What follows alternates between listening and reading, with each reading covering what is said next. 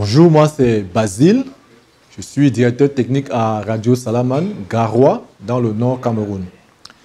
Donc nous présentons plusieurs émissions, parmi lesquelles des émissions de développement.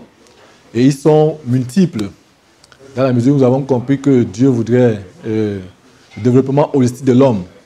Nous avons les émissions de santé, telles que Santo Scanner, un magazine de 45 minutes, où nous invitons en direct un spécialiste de la santé pour nous entretenir sur un sujet bien précis, tel que le choléra, le paludisme, etc. Nous avons aussi des micro-programmes de santé, tels que Top Santé.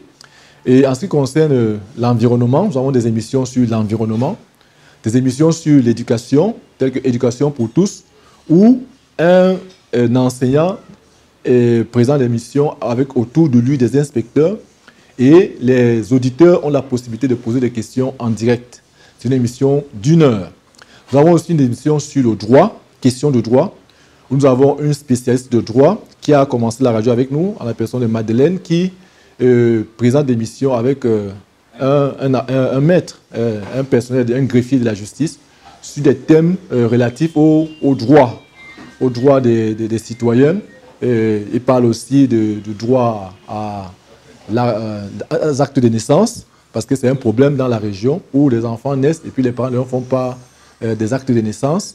Et nous avons des émissions sur le sport aussi. Et aussi, les jeunes ne sont pas oubliés parce qu'il y a un magazine, du moins une émission d'1 heure de temps réservée aux jeunes où ils parlent de tout et de rien.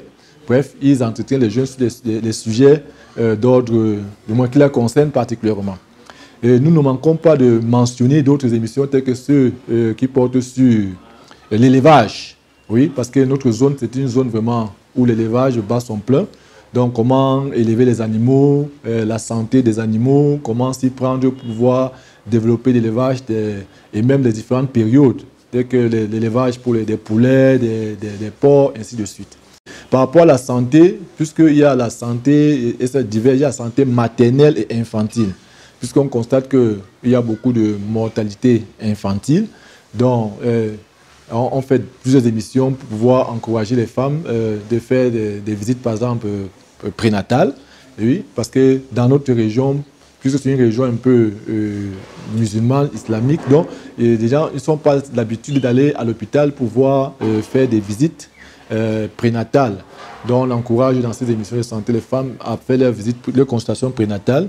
Et aussi, il y a aussi l'allaitement maternel qui est très important. Il y a l'allaitement dès la naissance et puis le fait de donner pendant les 6 premiers mois un allaitement exclusif pour pouvoir préserver la santé de l'enfant.